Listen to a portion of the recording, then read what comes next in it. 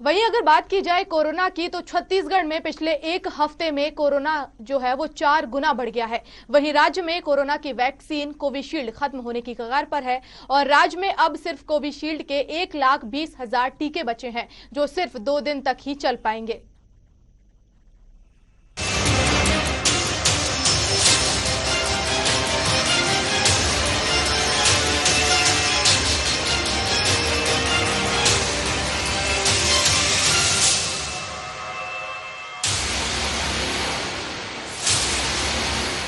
छत्तीसगढ़ में कोरोना की वैक्सीन खत्म होने की कगार पर। रायगढ़ में खत्म हुई वैक्सीन।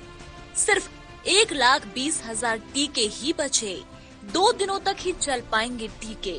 कांग्रेस का केंद्र पर विपक्षी दलों के साथ भेदभाव करने का आरोप। विपक्षी दलों से लड़ने हथियार की तरह वैक्सीन का उपयोग कर रही केंद्र।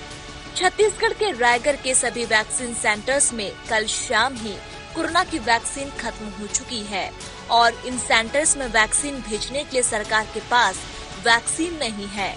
इसको लेकर छत्तीसगढ़ की कांग्रेस शासित सरकार का आरोप है कि केंद्र सरकार टीकों की आपूर्ति में भेदभाव और राजनीति कर रही है। केंद्र सरकार लगातार छत्तीसगढ़ के साथ भेदभाव अपना रही है, लेकिन वैक्सीनेशन का क्रम जारी रहेगा। केंद्र सरकार दे या ना दे, हम छत्तीसगढ़ में इसकी व्यवस्था करेंगे। छत्तीसगढ़ में भाजपा के नेता आरोप लगा रहे हैं कि छत्तीसगढ़ में कोरोना लगातार बढ़ रहा है, लेकिन वो अपने गिरेबान में झांक कर देखे। केंद्र की मोदी सरकार छत्तीसगढ़ को वैक्सीन नहीं भेज रही है, जिसके चलते छत्तीसगढ़ में 2 दिनों के भीतर वैक्सीन खत्म होने की स्थिति में है। पहले पीएम केयर फंड से छत्तीसगढ़ को पैसे नहीं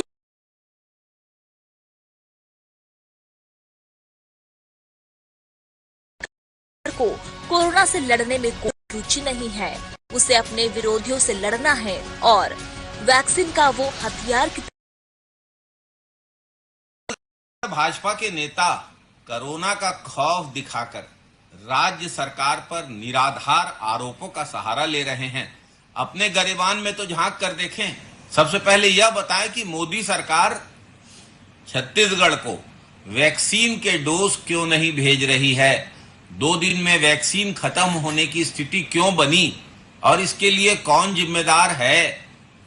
अगर पीएम केयर फंड से छत्तीसगढ़ को मदद नहीं दी गई और अब वैक्सीन के मामले में भी छत्तीसगढ़ के साथ भेदभाव और पक्षपात किया जाएगा, तो इससे स्पष्ट है कि केंद्र सरकार की रुचि कोरोना से लड़ने में नहीं है, अपनी विपक्षी दलों से लड़ाई में उसकी रुचि है।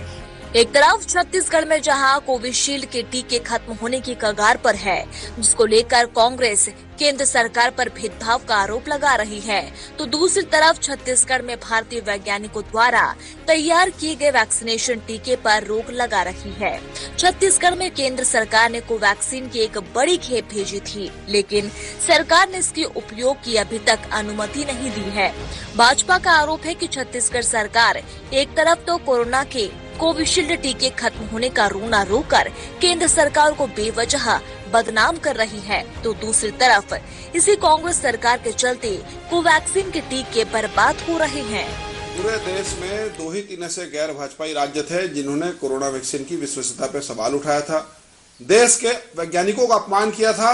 उसमें छत्तीसगढ़ की भूमिका सबसे अग्रणी थी। यहाँ की सरकार ने कोवैक्सीन को लेकर जिस तरीके से भ्रांतियां फैलाई और प्रदेशवासियों को इस वैक्सीन से वंचित रखा, आज हालात ये है कि बड़ी संख्या में यहाँ पर संक्रमित मरीज मिल रहे हैं, उनकी संख्या में इजाफा हो रहा है, हालात दिन प्रतिदिन बिगड़ता जा रहा है और ये सब देखकर इस सरकार ने फिर से केंद्र की मोदी सरकार को बदनाम करने का नया सिफुका छोड़ा है। हालात ये है कि इस आपदा में भी इस सरकार ने राजनीति करने का कोई भी अवसर नहीं खोया है। आज स्वास्थ्य जैसे मामले में इस तरीके की बात कहकर, इस तरीके का आरोप लगाकर इस सरकार ने पूरी तरह से अपनी नैतिकता को समाप्त किया।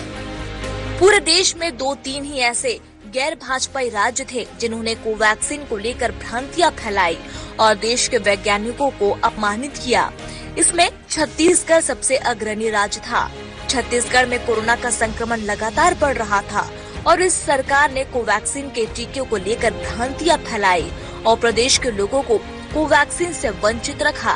सरकार की अव्यवस्था के चलते प्रदेश में कोरोना संक्रमण लगातार बढ़ रहा है और कोवैक्सीन के लाखों टीके बर्बाद हो रही हैं और ऐसी परिस्थिति में ये सरकार अपनी नाकामी छुपाने केंद्र सरकार को बदनाम कर रही है। ब्यूरो रिपोर्ट, साधना न्यूज।